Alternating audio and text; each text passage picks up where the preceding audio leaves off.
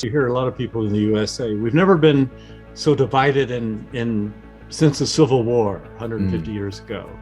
And actually, I think, well, you should have been here during the 1960s because we were pretty divided then too. Ultimately, when the church and state are together, it's the church that always loses. The rubber hits the road in grace, where you're around people who are different than you, who challenge you, who you're uncomfortable around, who you feel are immoral. That's the way to learn grace. Welcome along to Premier Unbelievable Live with me, Justin Briley. Absolutely delighted to be joined today on the event by Philip Yancey. So great to know that you're here, though, wherever you're watching from around the world. And I've just popped a message in the chat to tell us where you are tuning in from. We'd love to know which part of the world you're in, and maybe you could tell us a little bit about how you've bumped into Philip Yancey as well. Let me just say a hello to Philip, though, who's just joined us on camera. Philip, welcome along. Thank you for joining us tonight. Have you heard of Pancake Day? Is my first question, Philip. I have never heard of Pancake Day. No, Justin. Here in the UK, it is Pancake Day. I've just come from my dining room and stuffed myself with crepe pancakes, and this is a tradition. So obviously you don't have this in the US, I don't know, but basically the day we stuff ourselves begins regularly, but not just for one day. Okay, well, it's obviously, you know, as we're holding this event, it's Lent begins tomorrow, Ash Wednesday, but we've got this tradition of Fat Tuesday, Mardi Gras, yeah. So, and here in the UK, it's always been associated with clearing out the cupboards, using up all your ingredients, and so we make pancakes, and we have, you know, yeah, that's the tradition. So maybe you have something similar, I don't know, in the US. But let me introduce you, Philip. Philip is the author of over 25 books, and they have helped countless Christians to think through the big questions of faith. He's been a very significant voice in the evangelical church and beyond. And he's joining us today to talk about his most recent books. There's firstly his memoir, which is called Where the Light Fell. It tells of his childhood experience growing up in fundamentalist churches, but how God met him in grace, even in the muddles and broken family situations of his childhood. So that's the first book we'll be talking about briefly, but also his brand new book, which is called A Companion in Crisis as well. Now, this is actually a modern paraphrase of John Donne's devotions, and that's going to be very interesting as well to talk to you about, Philip. But let's start by just talking about the books. But before we get to them, the thing that's really been on everyone's mind and hearts and on our news screens has obviously been the situation in Ukraine with Russia. We're nearly a week into this invasion. Any thoughts, just as we begin today's event, on your own feelings? I know that you know people in that part of the world as well, don't you? Right. I was there in 2018, so not that long ago. And now when I watch CNN News, for example, instead of just seeing the statistics, I think of my friend Sergey, who is a writer, had his book published in English, first in Ukraine. I love getting his kind of fractured English emails, and my interpreter, Natasha, and her husband and their little daughter, real faces, and they're desperately trying to get out of an area of Kiev that's in great danger. They've gotten a lot of their workers out to Moldova who are safe, but there was a huge tank battle just in their city. And man, it makes such a difference to go behind the headlines and see actual faces and have memories of times that we spent with them. It's a great, great tragedy. And I think it underscores how important alliances are. I'm so glad that the United States is not doing something alone again, but rather coordinating very closely with Europe, and it has really pulled together Europe in a way that I haven't seen lately. Yeah, well, I know that so many people's prayers are with that part of the world. Let's turn to your books, Philip. Where the Light Fell. I was telling you before we came on air that I stayed up to 1 a.m. reading this because I sort of had been able to dip in and out in the last week, and then I sort of stuck into it as I went to bed last night, thinking I'll finish it in the morning. I just couldn't put it down. It's so well written, and I mean that absolutely genuinely. You just want to keep on reading. Not that the subject matter is always very easy. Tell us, though, why this book? Why have you written about your own life, having written about so many others? Why did you want to tell your own story at this point? Oh, a couple different reasons. First, I've always wanted to capture the subculture, that kind of evangelical / fundamentalist subculture that was for many years almost dominant in the United States. And I've read great books on growing up Irish Catholic, like Angela's Ashes, or growing up strict Mormon or Orthodox Jewish. And I hadn't really seen a book that captured what we had in common as we were growing up, going to summer camps and youth groups and memorizing the Bible and having sword drills and singing these songs. I wanted to capture that. And I was aware that looking back on my own life, I had a more extreme version of the faith than most people I've talked to. It was off the charts right-wing fundamentalist with a lot of strictness and dysfunction in the church, and then an unusually dysfunctional family situation too. So first, when I was growing up, there were parts of that I didn't like. Later, I began to see that's a gift. It's material, for a writer. And when I started writing, the first thing I did was I just wrote down everything that had ever happened that I could remember. And I came up with this humongous book, 240,000 words, and I had to start paring down and taking out things. Some of them were difficult to take out, my crazy relatives, and they are colorful and fascinating, but you can only tolerate so much. And in the process, I discovered a lot about who I was. In the book, I mentioned it was a bit like putting together a 1,000-piece jigsaw puzzle with no picture on the box to tell you where you're going. And then as I put together these little pieces and looking back on my life, I could see a pattern and the picture emerged. And my other books, they're all idea-driven books. I'm taking one question after another, trying to find my way through to an answer, questions of faith.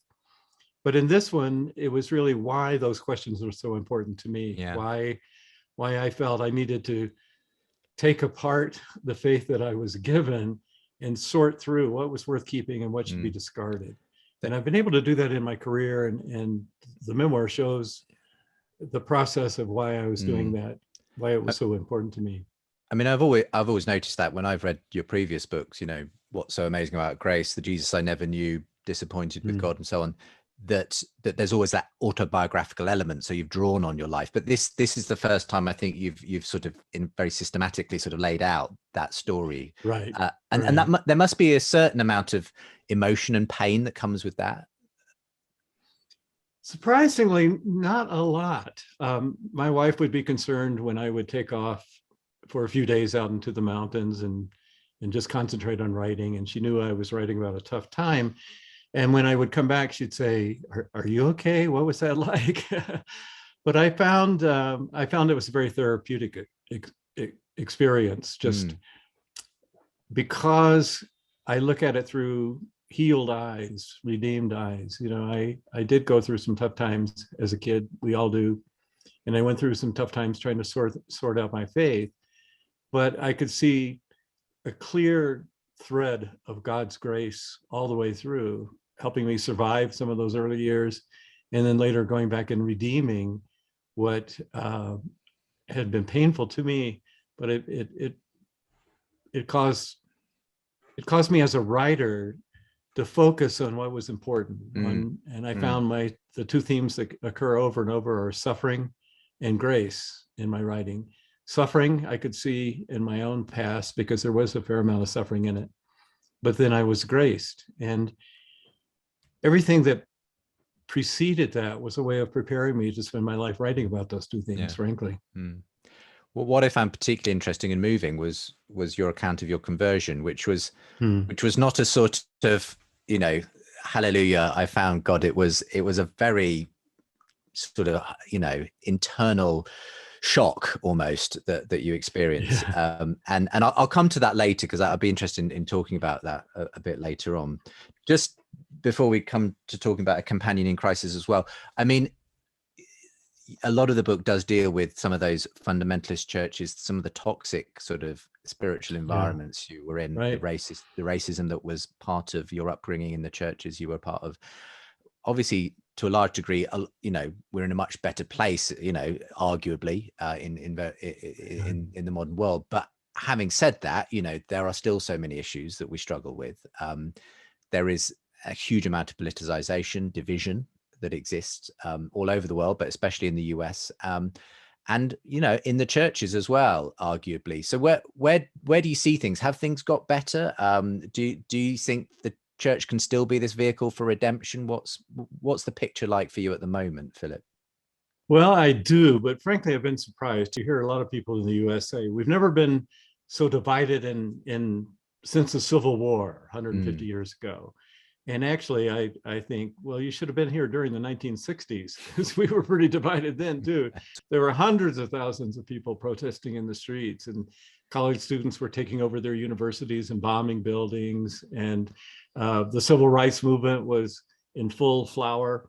And for those of us who lived through the 60s and had to confront poverty and racism, we thought, well, we had addressed some of those things. We had maybe come up with some solutions, but now so many of them have come back in more hysterical form in a lot of ways.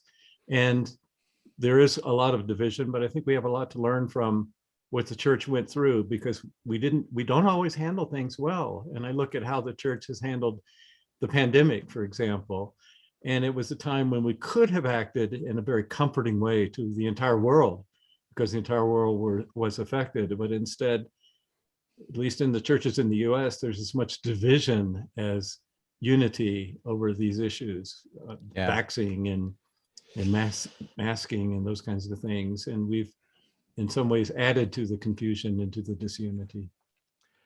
Well, look, the book is a really helpful guide. As much as it tells a story, it's also a guide to how to process, I think, what is often the mixed bag that is the Christian church and Christians in general. Right. Just briefly as well, A Companion in Crisis. Now, this is very much a lockdown project, wasn't it? Tell us about this book, Philip. It was. I saw these books coming out on God and the coronavirus and things like that very quickly, just a month or two after the virus was identified. And for years, I wanted to do this project of updating a book by John Donne. John Donne is one of your greatest writers ever. Congratulations, you Brits. And he was also a pastor. He was a priest over St. Paul's Cathedral during one of the Great Plagues, the Black Death. He was supposed to be the one to bring comfort to his parishioners, and instead he got sick. And he and the doctors thought it was bubonic plague, and he thought he was going to die. So for about a month or maybe 6 weeks, he lay in bed, unable to consult his Bible or books or anything like that, and just wrestled with God. And he wrestled with it in some of the most eloquent words in the English language. So some of them have become part of our vocabulary. No man is an island, and ask not for whom the bell tolls, and some of those lines that we learn in school.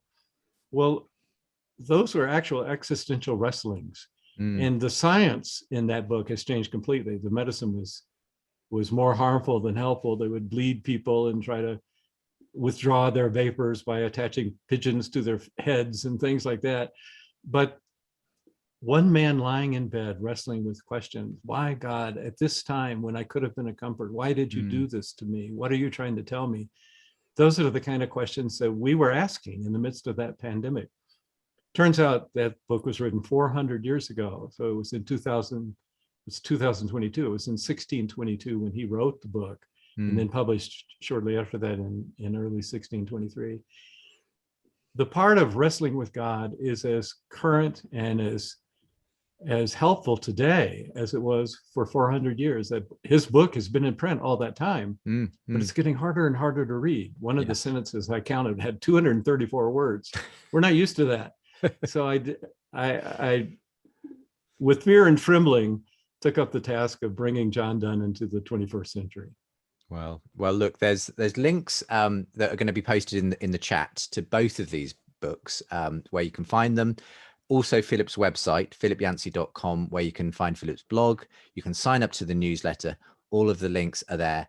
And if you're watching on video later or podcast, also with the show.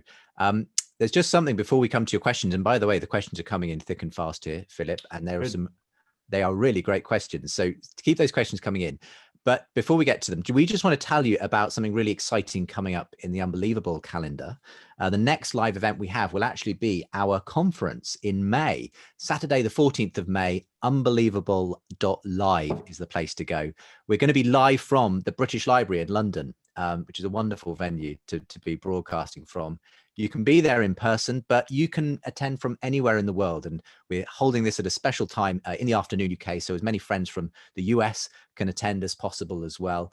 And if you'd like to find out more, look at the speakers. We've got some wonderful guests joining us. We've got people like Alistair McGrath, John Wyatt, Sharon Dirks, Lisa Fields from the Jude 3 Project, Glenn Scrivener from here in the UK, many other guests joining us as well. Then do go and check it out. It's going to be a really interesting one and very relevant to some of the questions that I can see coming in already, actually. God Unmuted is our theme. We're going to be looking at how the church can find its authentic voice again in a divided and confused culture. How do we speak with grace and truth in this moment? We need to find a way of doing that. If you want to be helped on that, do go and check it out, unbelievable.live, and join us on Saturday, the 14th of May.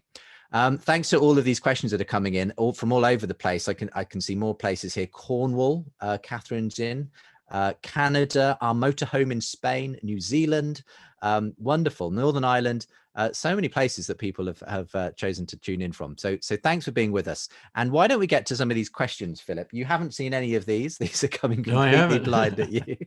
So we'll see how you do. Here's one that very much ties in with what we were talking about earlier, from Dawn, who says, the American evangelical church, I believe, is at a crossroads. Can you share about some of your greatest concerns, assuming you have some, and thoughts about how we as believers can best address them? Realize this is a big question, so anything you feel comfortable sharing is much appreciated. So what are your sort of main concerns at the moment in terms of what the church faces, Philip? I actually wrote a whole book about that. In fact, that was the last time we were together, Justin, back in 2014. It was a book called Vanishing Grace. It's still available. And I wrote that before the 2016 elections, people should know. And I was concerned about trends. One of the trends that bothers me most is the fact that the New York Times, Time Magazine, when you say the word evangelical Christian to them, they only see that through a political lens. How are they going to vote? And we hear about the percentages who voted for Donald Trump, and that's all you hear about evangelicals. And what happens is when you're identified as a bedfellow of any persuasion politically, it sounds pretty good at first, especially if that group is in power. But ultimately, when the church and state are together, it's the church that always loses. The state overwhelms. I had just come back from Spain when I wrote that book, and I heard people talk about how resistant to the church people in Spain were because it had been tied so closely to Francisco Franco. And when they threw him out of office, or he finally died, then they didn't want anything to do with the church because they identified the church with the state. And that was my concern, and is a huge concern about me in the United States, about the church. And I'm also concerned that there was a shift in polling. Christians in the US used to think, about 70% used to think, that moral character was important to have in a leader. I know you guys have been talking about that in the UK too. And then suddenly, in just a few years, it shifted so that only 30% thought it was important. And we know that it's important. There's no question that it is. Our leaders that we elect make their decisions out of the moral character that they have. So those are just a couple of the concerns that I have as an American. How do we address them then? What the problem sometimes seems to be that the church doesn't, as it were, be the counterculture to that sort of politicization and the gamesmanship, but kind of can very much become part of it in the way it engages the culture. So how do we look different, smell different to that? Yeah, I think you're absolutely right. I think it's Karl Barth who used the phrase "a sign of contradiction." That's what the church should be. Or Martin Luther King, who would say, we can't be too close to the state. We've got to be the prophetic voice. We've got to be the conscience of the state.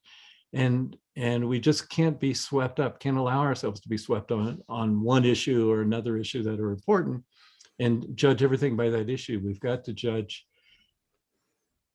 really by comparing the characters who are running for office to the qualities that Jesus said were most important, caring for the least of these, and justice and anti-racism and those kinds of things. We have to keep turning back to Jesus to determine what our political agenda should be.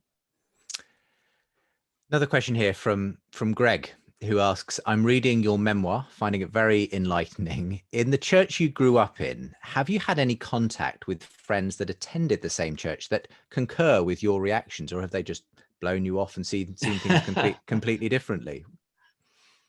Well, the ones who have blown me off probably don't buy the book, and they don't write me either. I have. Some have said, well, here's what I learned about memoirs, Justin.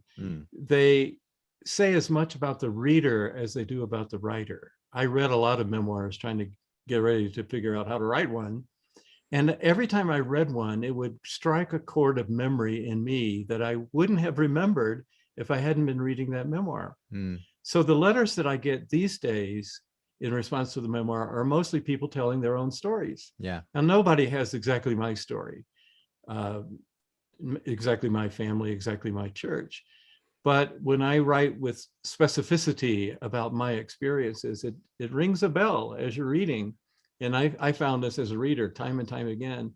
So it encourages me that memoirs free the reader up to confront his or her own background and his or her own struggle.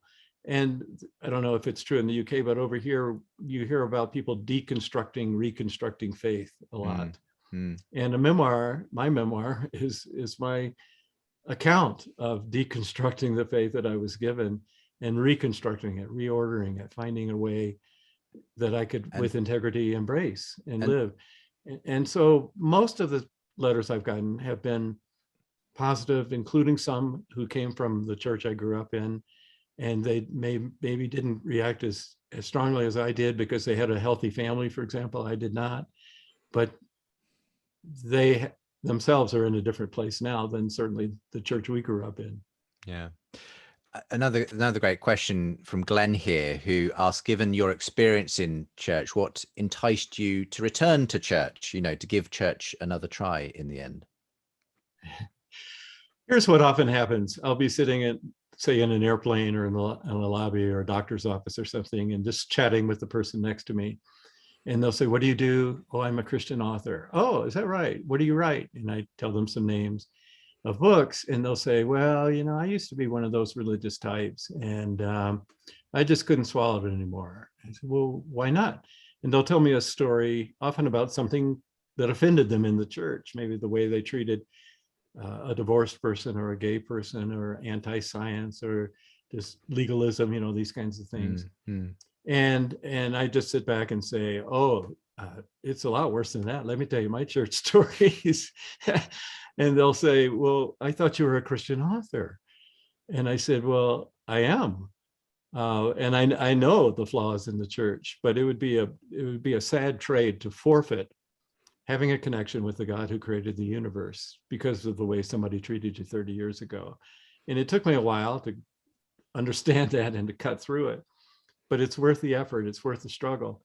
And I hope that someday you find the grace and the healing that I have felt, because I truly believe foundationally that the heart of the universe is love, that God loves every one of us, and God wants you to feel that love in the same way. I mean, as I mentioned earlier, maybe this is a good moment to talk about it, is that conversion experience, as you describe it, that you had, because to all intents and purposes, you grew up in church, you went to a Bible college, you said the right things, you had probably walked down that aisle many times to commit your life and so on. But you talk about in the book that you kind of got to a point where you really weren't sure actually that any of it had stuck, that you were perhaps just going through the motions of this Christian faith that you'd essentially, been handed by your environment. Right. What changed for you then to bring this thing alive and to make it something that was not a set of rigid rules and doctrines and legalisms, but actually something life-giving in the end? Yeah. There's a movie out recently about C.S. Lewis called The Reluctant Convert. Maybe the most reluctant convert. I've had Max McLean, the title character, on this very show to talk about it. Yes. Great. And it comes from a passage in Lewis's memoir where he said, I was drawn into the kingdom kicking and screaming all the way. And I was similar. I was a very reluctant convert. I wasn't seeking God. I had at various points, but after a while, I couldn't tell the fake from the real.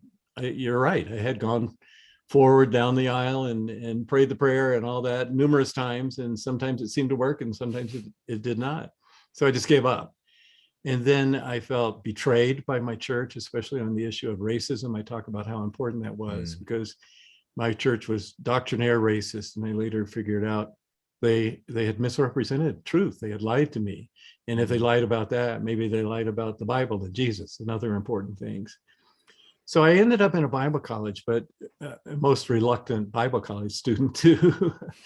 And I did these arrogant sophomoric things like sitting out in the patio reading Bertrand Russell's Why I Am Not a Christian, or a big book at the time, Harvey Cox's A Secular City. And boy, did I look sophisticated and agnostic out there, you know, and they were concerned about me and they had faculty prayer meetings because you're not supposed to do things like that in a Bible college. But I was pretty hardened. So I would sit in the prayer meetings, but never pray. And one time I did start to pray, and I tell the story in great detail in the book, and had an epiphany, an actual revelation. And it was so stark and so unexpected and so undesired. Actually, I wasn't seeking God. I had given up that search, but God had not given up that search, and granted me an actual revelation of who I was. And I saw myself not as this sophisticated, superior creature looking down on these Bible college students, but the most needy one of all, emotionally and spiritually needy. And it was a very vivid image that came out of the parable of the Good Samaritan. And it changed my life from that moment on. And I've not written about it in great detail over the years, because when you do that, people will often say, well, I never had an experience like that. And they're right. You know, God deals with us all differently, but I think God clearly knew I needed something that I wasn't manufacturing, that wasn't coming out of me, that knocked me off, that almost like a Damascus Road experience. And I had that, and it changed everything from then on. Let's talk about a positive aspect of church, because obviously, you know, we often remind ourselves of all the things that are going wrong, the negativity. But Linda's got a question, which is, after all of your experience in the church, what are the best qualities in Christian community that are essential for you now? So what marks out a really great church community when you find it? I did find a very good church. This is when I went to Chicago. And in every church I had been in, even the most toxic ones, there's that sense of community, so that if somebody's really in trouble, if their house burns down, or if a drunken husband kicks them out of the house or something like that, no matter what church it is, usually they will find a way to respond to that human need, which is a great quality. And we need that. But the church in Chicago was different because, unlike most churches, it was full of diversity. There were PhD students who were at University of Chicago or Northwestern, the great universities, and studying to be doctors. And yet there were also homeless people who would just show up to stay warm on a January morning because we had a breakfast, free breakfast for senior citizens. And some of them would just go upstairs, and often they'd stretch out on the pews and sleep through the service. But that was okay. It was an accepting church. And there were poor people and rich people, and smart people and uneducated, illiterate people. And yet it was defined by grace. So I taught a class there. We started in Genesis and made it all the way through the Gospels. It took 8 years. And I always felt free just to stand up and say, here's what I'm supposed to talk about today, but I'm having a really hard time. I don't know why Job suffered like this. And it really upsets me, as it upset Job. And I wouldn't get called before the deacon board. You know, I could talk about, I was rewarded for being honest. And a church that rewards honesty is a healthy church. Often it encourages people to put on a face, to look a little more spiritual than they are, like things are okay. And that church also allowed an AA group, 12-step recovery group, Alcoholics Anonymous, to meet in the basement. And I went there with a friend several times, and I learned about what the church should be from the recovery movement, a place that rewards honesty, a place that has a community that will always respond to you, and a place where we can share our stories as diverse as we are. A lot of times it's easy to find a church, to gravitate toward a church where people look like you and, as you say, smell like you and think like you and vote like you. And that's not a way to grow spiritually. That's not how to exercise grace. Grace, the rubber hits the road in grace, where you're around people who are different than you, who challenge you, who you're uncomfortable around, who you feel are immoral. That's the way to learn grace. I mean, Jesus gave us the great examples, because the people who are most like him culturally were the Pharisees, and he was hardest on them.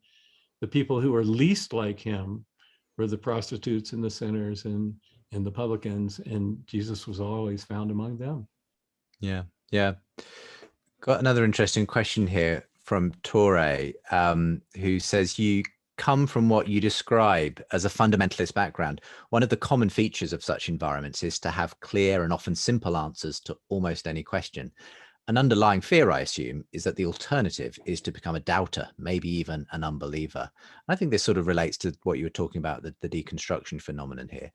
And Torre's question is, so how do you discern what is God's truth and his will when you have been opened up to more complexity, other experiences, other insights, when, I guess, just when things aren't so simple as maybe they were presented once? How do you find your way through that to what is true and what is from God, Philip? I'm a big advocate of doubt, because doubt is what brought me back to God. I started doubting some of the crazy things my church was teaching. And the word community, I think, is important. The Christian life should come with a warning. Sometimes you see this warning on commercials on television: do not practice this at home. Professionals only. And the warning that the church should have is, do not practice this alone. It's the kind of thing where doubting is a good thing, but if you're just sitting in a room letting your mind circle around and around, that's not healthy. You need to have a place where you can express your doubts, whether it's a book club or a small group or alone with a pastor or a counselor or somewhere like that. And I find it was helpful for me when I started as a journalist. First, I thought, I'd like to be an investigative journalist. This was in the days of Carl Woodard and Bernstein, and they were attacking President Nixon and exposing all the immorality in the country, that kind of thing. And I did a little bit of that early on, and I didn't like it at all, because I was around people I didn't enjoy being around. I was around jerks all day. I'm investigating them, And so I started instead looking for people that I wanted to be like, and I wanted to learn from. And I eventually wrote about them in this book called Soul Survivor. Some of them great people from history. John Donne was one of them. Some people I had interviewed and knew personally. And the one who influenced me most was from your country, England. That was Dr. Paul Brand, who was a missionary among those with leprosy in India. And we ended up writing 3 books together. And I would encourage a doubter, don't try to squelch those doubts. There are people who have been through them too and can help you along the way. But look for a healthy Christian, someone you'd like to be like, someone you'd like to learn from, and just find a mentor, or more than one, and express yourself openly to them. And if they're the kind of person that you want to be like, they'll know how to respond. Instead, we often tend to go to the lowest common denominator. So if I'm doubting, I'll find somebody who else is doubting. Well, we've got these fast flowing streams here in Colorado. And if you're being swept along the stream, the only person who can help you is someone who's standing on the bank and can reach out and grab you. If they're in the stream too, they're not going to help you. They're just going to wash down with you. So look for those kinds of people who are standing on the bank, who probably are a little bit older than you are, so they've been through some of these things before, but have weathered them and haven't thrown the whole business out just because of some important doubts here and there. I'll do one more church related question, and then we'll move on to some questions around prayer and maybe bigger kind of cultural issues as well. But this from Lauren says, I serve in ministry here at our church in Scottsdale, Arizona. I'm seeing consistently believers who are against Sunday morning services, don't want to engage, say it's too much of a performance, and a lot more people trying to just meet simply in homes and so on. Now, although I love the idea of pulling away from performance evangelical church, I'm hesitant about Christian doctrine not being taught by credible church leaders. Be curious of your experience there in Denver, Colorado, says Lauren. And by the way, in brackets, Elisa Morgan's cousin. I don't know if that means something to you. Okay, but, right. One of my best friends. But thank you for your books, particularly Vanishing Grace, one of my favorites. So yeah, I suppose Lauren sees this sort of sense that maybe, you know, the big show on a Sunday at the mega church or whatever won't be for everyone. And maybe people want that kind of more, you know, personal, small experience, but then worries, you know, can just one person, you know, a regular everyday person with 10 people in their living room be trusted almost to sort of, you know, pastor and care and have the correct, you know, teaching and so on. What's your thoughts on that, Philip? Yeah. Soren Kierkegaard wrote several parables about that, where these geese would waddle into the church sanctuary and line up and sing the songs. And then the preacher, the bull goose, would stand up and tell them, we have to fly, and this, we've got to fly, and then they would waddle home. What we don't want is a church that is like a football match, where you've got 50,000 people in the stadium and, you know, 20 people down on the field somewhere, and we're all cheering them and applauding them, and they're the professionals. That, unfortunately, church can become that. And the only way to stop that is exactly what you said. If you can combine them so that you can have the good quality music, good quality preaching that can only come with a church that can support enough people to, you know, to afford that in the budget. But that's not enough. And the mega churches I know would be the first to tell you that's not enough. And the healthy ones sponsor small groups, sponsor ways of Christian activism. I tell you, the church I've been attending during the lockdown when our buildings were closed is one of your churches, Holy Trinity Brompton. Yeah. Because they had a great, I've been there in person a few times, but I could tune in every Sunday, and by then they had edited the tape and cleaned things up, and it was just a beautiful worship experience.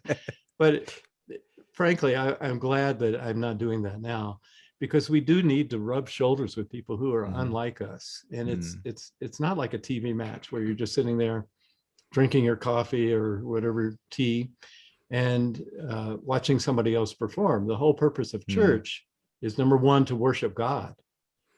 And sometimes the mega churches are really good at that because they have the talent to be able to do that, but also to equip the people to go out and act like Jesus. And that may be homeless shelters, it may be prisons. You know, we have different ways of doing that. Big churches can help there too. But what you don't want to do is encourage people just to show up for 1 hour on a Sunday morning and think, okay, I've done my bit, it's over now, I'll resume my life. The whole point of Sunday morning is to affect everything else that happens the rest of the week. And it's harder to do that in a kind of spectator environment, for sure. So I look for churches who can combine both the intimacy and also the professionalism. It's tough to find. It is absolutely. But what I often find in churches is that what you maybe lose, I understand the attraction of a big church with lots of resources, and they do put on some amazing stuff, and they can provide for your kids and everything in ways that maybe smaller churches can't. But as you said, the where you really learn sometimes is in the trenches, when it's actually kind of, you don't necessarily want to go, you don't necessarily want to sit next to so and so, but actually God can be doing things in that space, more so than sometimes when everything gets handed to you on a platter, kind of thing, isn't it? But and I think for a lot of people, Justin, instead of thinking as a consumer, okay, what am I getting out of this? Are my needs being met? The really healthy Christians are the ones who should be looking for ways to contribute, not just to consume, but to contribute back to the church. And there are some people who kind of look down on these boring church services. Well, they're exactly the people that the church needs, the artists and people who will look at it in a different way. So think of church in some ways as a mission field, to a place to use your gifts. Absolutely. Well, let's turn to some of those bigger questions that I mentioned earlier. Sarah wants to ask this very big question. You wrote a whole book on prayer, Philip. Well, most of the world right now is probably praying for Ukraine. Can we hope this will make a difference? Now, there's a lot in that question. What's the point, I suppose, is Sarah's question of praying at this moment for Ukraine? When you look at history, you realize that there were a lot of times when it looked like there was a good, strong reason for God to intervene miraculously, and God didn't. In World War II, there were many cases. If you're a Jewish person in a concentration camp, think of all the prayers that went up, and yet most were killed. It's one of the great perplexities. Why doesn't God intervene more directly? I have my own theories about that. But I really believe that God prefers not to do things on his own, but rather by using agents. He's the great delegator, as C.S. Lewis said. Whenever there's an option, he'll delegate. And all I can say is that when Jesus confronted a crisis, he prayed. So there would be people with great human needs, and he would spend time healing them. And then at a certain point, he'd say, okay, that's enough. And get in a boat and row across the lake and go up into the hills and pray. You think, wait a minute, Jesus, what about those people that you left behind? Well, he truly believed that the time he spent praying was as important as if he had stayed another few hours and healed everybody gathered with a human need. And we all know stories of hinge kind of things like Dunkirk in history, where you can say, well, maybe there was a miraculous element there. And people debate that back and forth. But I have to follow the example of Jesus, because he knew how the universe runs. And he knew that God's work gets done as much through prayer as through our human activity. And so I pray for Sergey and Natasha, the people I've gotten to know. They've become real faces to me. And I just pray like the Psalms, lamenting the evil and the injustice. I mean, maybe I'm naive, but it was stunning to me that somebody could say for 2 weeks in a row, we have no plans to invade this country. We have no plans to invade this country. And clearly it was a lie. Every day was a lie. They were making plans every day. And that's just, it's evil. It's absolutely evil. So we pray against evil. We pray for good. We pray for peace. On my Facebook site, I just posted a beautiful prayer by a woman who wrote it right before the Iraq War, right before George W. Bush sent troops into Iraq. And the title of the poem, if I remember it correctly, is "I No Longer Pray for Peace." And she talks about a prayer of lament. She's prayed and prayed and prayed, and it looks like we're going to war anyway. And she ends by saying, "I no longer pray for peace. I pray for a miracle." And I guess that's what I pray for Ukraine. I can't see what the miracle might look like. But I know God wants us to say, God, this is what I want. I want my friend to be healed. I want peace. I want the people of Ukraine to experience peace. And it looks almost impossible. And that's okay. I'll pray for a miracle because sometimes it works. But I leave it in God's hands, and I can't explain the choices God makes, obviously. Another huge question just to throw at you here from Gary. If God does exist, then what good reasons could he possibly have for allowing the COVID-19 pandemic? And feel free to talk about the book that you wrote, obviously, in response to the pandemic. Well, you didn't write it, actually. John Donne wrote it, but you paraphrased and helped to bring it to a new audience. I've got to tell you, it's so much easier to start with one of the great works of English literature compared to a blank computer screen. Yeah, I'm sure. But one thing I learned in writing this book, because I read a lot about the coronavirus, is that 99% of viruses are beneficial, not harmful. Only 1% are pathogenic. And so viruses are part of God's great good creation, as are bacteria. 85% of bacteria are helpful. we couldn't live without them. They aid our digestion, they keep our bodies going. We have more viruses and bacteria on our body at any moment than good, the normal body cells. They're just very small. And it's true that viruses, well, when God set up the way the world works, he didn't set it up, he set it up in a consistent, following natural law ways. So viruses do what viruses do. They mutate, they mutate, they mutate. And if people get too close to an animal pathogen, for example, there's a chance of it crossing over, and a virus that may not have been harmful to an animal may be harmful to humans. And just this week, they released a final report saying that's what happened. Probably not the original animal, a bat, but a dog raccoon. I've never heard of that, raccoon dog, whatever it is. But anyway, things that we do environmentally, our behavior, the way we treat animals, have an effect too. I do not believe that God said, oh, the world needs to listen to me now. I know what I'll do. I'll have a virus mutate and bring the world to its knees. I truly don't believe that. And the reason I don't believe that is because every time Jesus was confronted with someone who was sick, he healed them. He brought comfort. Theologians debate what is God's will. I don't use those words anymore because I don't know the answer. But I do know God's desire. And God's desire is that we be healthy, that children live, that we live in peace, that diseases get healed. And when God's Son was on earth, he made sure that happened. He went around and in every case, every time he was asked, he healed. He didn't say just get used to it.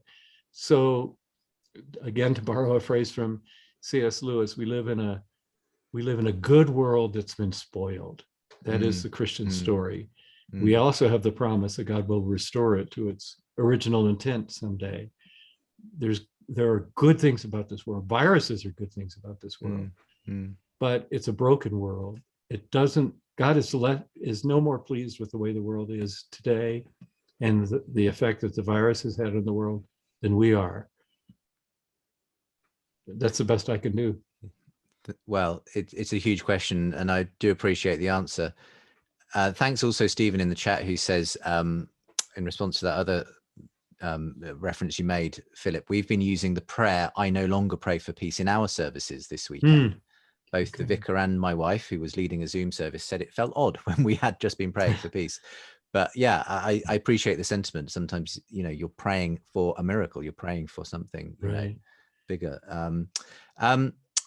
Here's another question from Colin Humphreys, who's speaking of the virus, speaking of, what's happening in Eastern Europe, says, with the recent virus that changed the world, climate change that's going to affect everyone, the war Putin is making, and all the rest of it, do you think, even though we're told we won't know but to read the signs, could we be in the end times?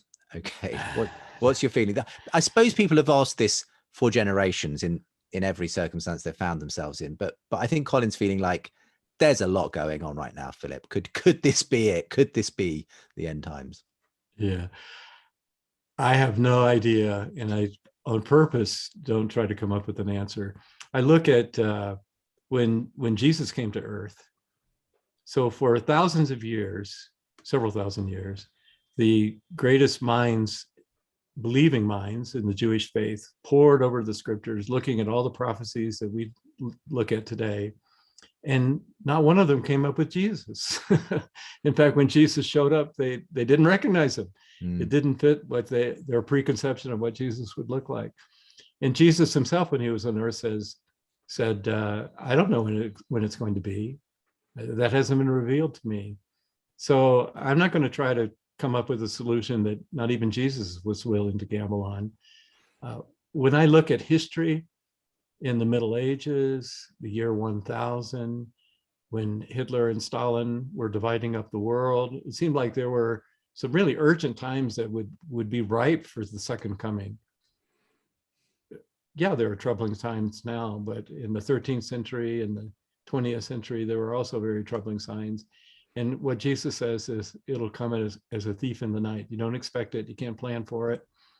And you just have to be ready whenever it comes. That's what we're supposed to do. But we shouldn't be characterized by fear.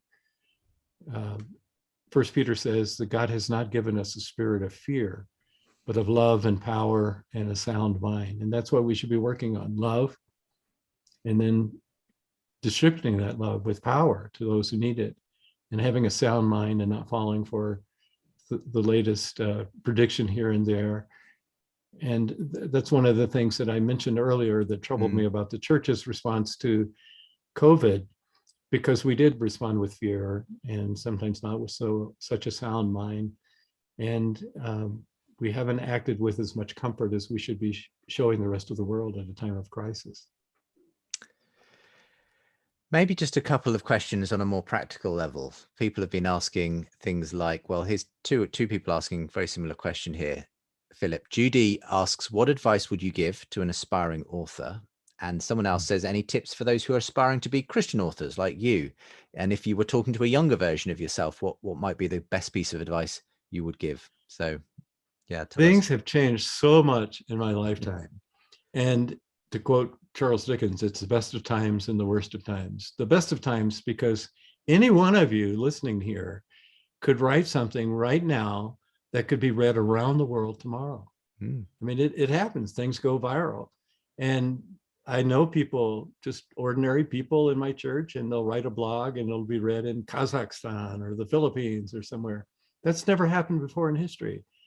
And when I tried to reach the Philippines, I would have to go through the laborious process of writing a book and finding a publisher and getting it, getting rights into the Philippines. Now it's just out there. The problem is, how can you make a living at it? Because the internet, it doesn't pay. Content isn't valued, and we're still trying to figure all that out. How can writers support themselves? Musicians, filmmakers. How can Christian writers do? And so many book clubs, Christian bookstores have closed. And so how do you even know that a new book comes out? The advice I give to young authors is, as much as possible, try to find a writer's group where you can share your material as you're writing it and get some immediate feedback. You need to get some thick skin. You need to understand that not everything you write is inspired from the first draft on. And having a writer's group of compassionate people who do understand, because they're writers themselves, can be a way just to give you some balance that you need when you're starting out. And then find your way in publishing one way or another. I got my start, I was writing for a teenage magazine. I just needed a job, and I wrote ad copy, I wrote brochures, I wrote photo captions, but I was learning what publishing was all about. I was learning how to judge quality and how to like or not like a title, and like or not like a cover.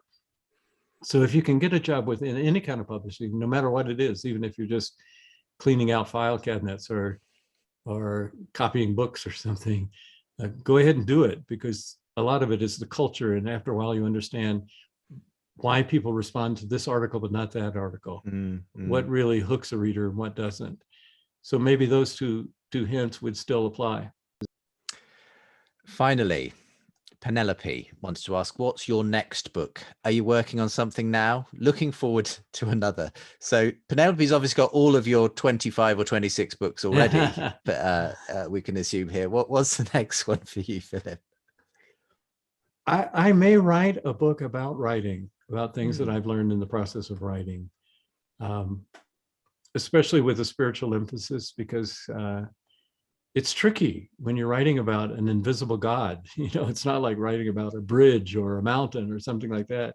It's tricky, but we believe it's important. And it's the most important thing in my world. And I've learned a few things that I've done well and a few things that I've done not so well, and trying to sort those out. Justin, I say, when I don't know the answer to a question, then I write a book about it because it gives me the chance to work it through. So I've learned some things about writing, but I've never actually put them down. And the process of doing that would teach me what I need to know. Well, whatever it is, I'd love to have you back on to talk about it Philip. Okay.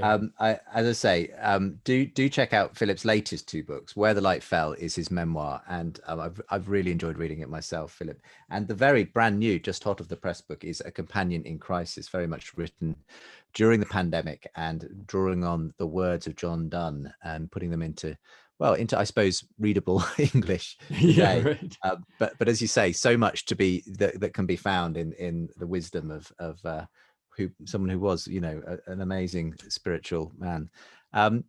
If you want more from Philip, then please do go and visit his website, philipyancey.com. You can find his blog, you can find the newsletter.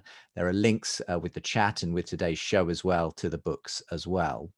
And just before we sign off, just another reminder that we've got another event coming up in just about 2.5 months' time. It's Unbelievable, the conference, coming live from the British Library in London. So if you're a bookish person, it's the perfect place to be hosting this year's conference.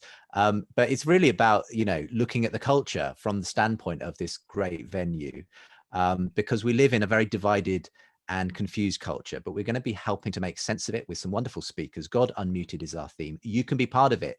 You can be there in person or online from anywhere in the world. And there's going to be loads of opportunities like we've had tonight for Q&A with all the speakers.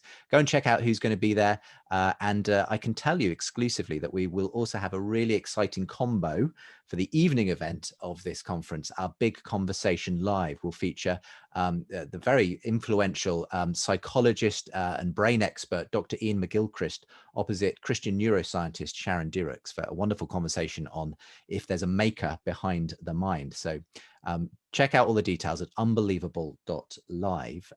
But for now, thank you very much, Philip, for being with us on the call. Oh, it's been my pleasure. Thank you, Justin. It's been so good. I hope it won't be too long before we can cross paths again. Thanks to everyone as well who's tuned in this evening. Don't forget that if you want to catch this again, it'll be coming out on the Unbelievable podcast and video channel. So you'll be able to share it and watch it again then. But for now, thank you very much for being with us tonight, Philip. You're welcome. For more conversations between Christians and skeptics, subscribe to the Unbelievable podcast. And for more updates and bonus content, sign up to the Unbelievable newsletter.